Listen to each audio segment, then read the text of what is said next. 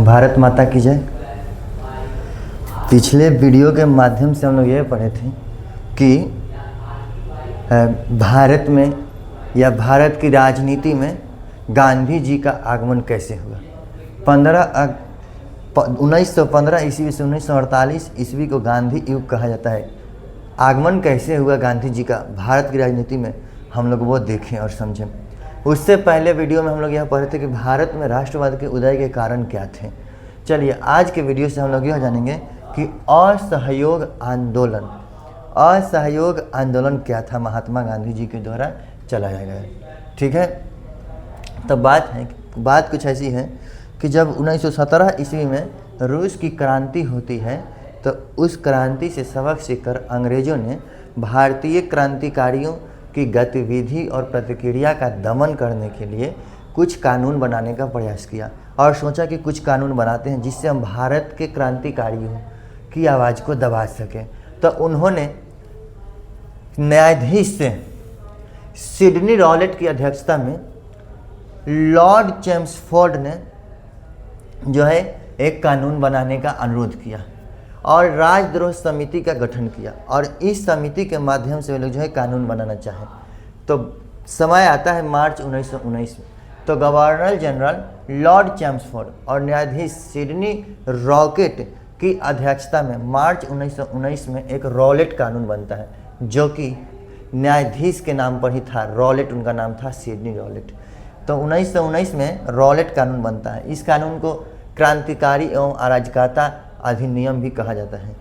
तो फिर क्या हुआ कि यह जब कानून बन गया तो भारतीय इस कानून को जो है काला कानून का दर्जा दिए, क्योंकि इस कानून के तहत सिर्फ शक के निगाह पर किसी भी क्रांतिकारी को गिरफ्तार किया जा सकता है।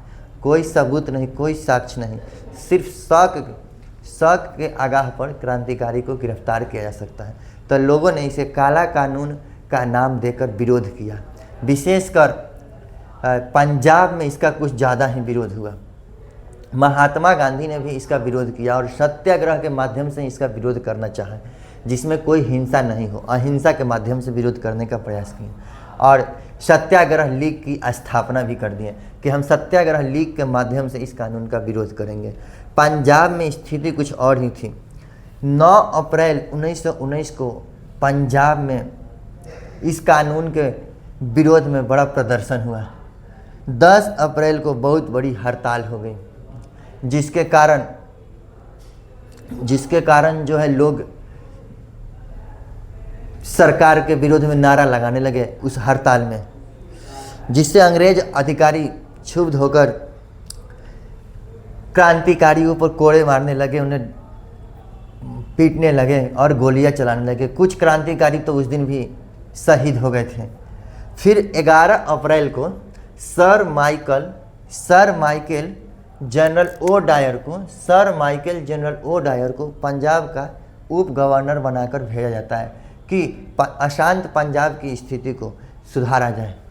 Sir Michael general O'Dwyer भी इसमें असफल रहा, क्योंकि 9 अप्रैल को विरोध प्रदर्शन होता है, 10 अप्रैल को हड़ताल होती है, 11 अप्रैल को sir Michael general O'Dwyer जो है उप गवर्नर के रूप में काम करने लगते हैं वहाँ पर। 13 अप्रैल 1919 को वार्षिक बैसाखी मेला था। तो वार्षिक बैसाखी मेला में ये जो मेला था, इसमें लोग जो है आयोजन किए। उस मेले के आयोजन में कुछ क्रांतिकारी भी पहुंच गए थे। तब क्रांतिकारी पहुंच गए थे तो फिर क्या होता है कि शाम का समय हो गया था। पंजाब के अमृतसर में एक जालियांवाला बाग है। जालियांवाला बाग हत्याकांड में हम लोग अब प्रवेश करेंगे। 13 अप्रैल 1919 को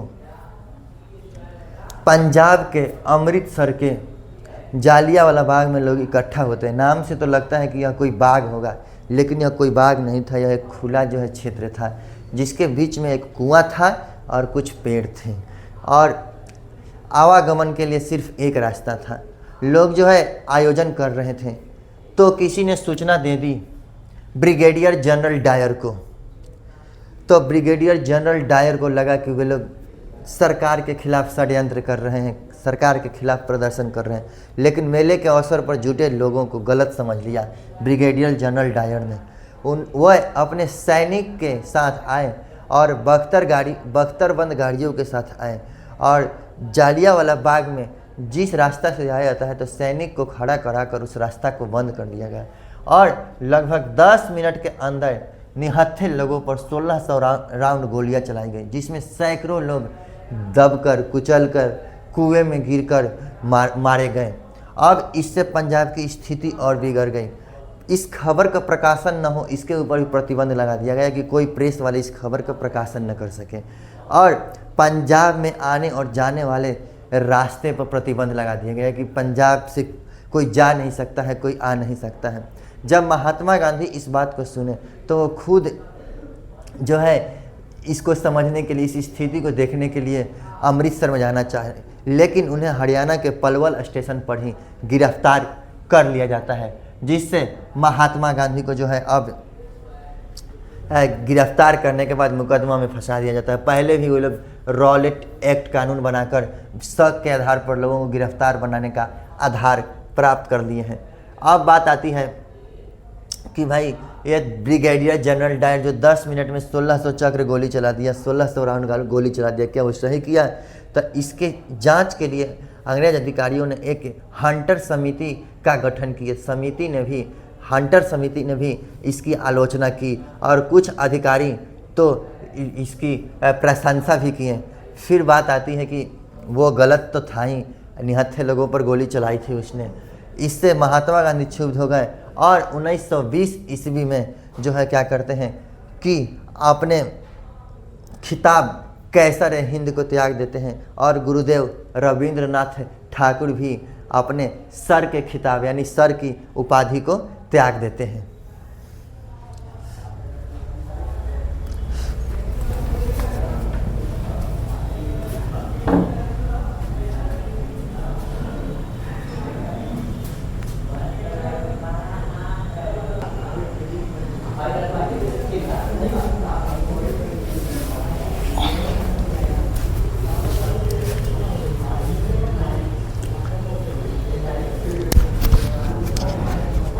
उन्नीस सौ 20 ईस्वी में महात्मा गांधी ने अपने कैसर हिंद की उपाधि त्याग दी। गुरुदेव रविन्द्रनाथ ठाकुर ने सर की उपाधि त्याग दी और 1920 के सितंबर महीने के कोलकाता अधिवेशन जब हो रहा था कांग्रेस का, तो गांधी जी ने वहां असहयोग आंदोलन करने के लिए प्रस्ताव पारित कर लिया। और सितंबर के बाद दिसंबर में जब नागपुर में कांग्रेस का अधिवेशन हो रहा था तो इस अधिवेशन में भी गांधी जी क्या किए कि असहयोग आंदोलन के लिए प्रस्ताव पारित कर लिए। असहयोग आंदोलन का मुख्य उद्देश्य था स्वदेशी को प्रोत्साहन करना, स्वदेशी का प्रोत्साहन देना। इसके लिए करोड़ों रुपए फंड के रूप में जुटाए गए, चरखा बांटा गया, लोगों से अपील किया गया कि स्वदेशी वस्तु का ही निर्माण करें और सरकारी संस्था, सरकारी उत्सव और सरकारी कार्यक्रम का बहिष्कार करें और इस प्रकार से स्वदेशी को अपनाएं, चाहे शिक्षा के रूप में हो या फिर कोई वस्तु हो, सब स्वदेशी होना चाहिए। इस असहयोग आंदोलन का मुख्य उद्देश्य था। बाकी हम लोग नेक्स्ट क्लास में पढ़ेंगे। आज हम लोग यह जान गए कि असहयोग आंदोलन क्यों हुआ था। ये सब कारण थे। मुख्य रूप से रॉलेट एक्ट, जालियांवाला बाग हत्याकांड जो है असहयोग आंदोलन को जो है और तेज गति प्रदान कर दिया।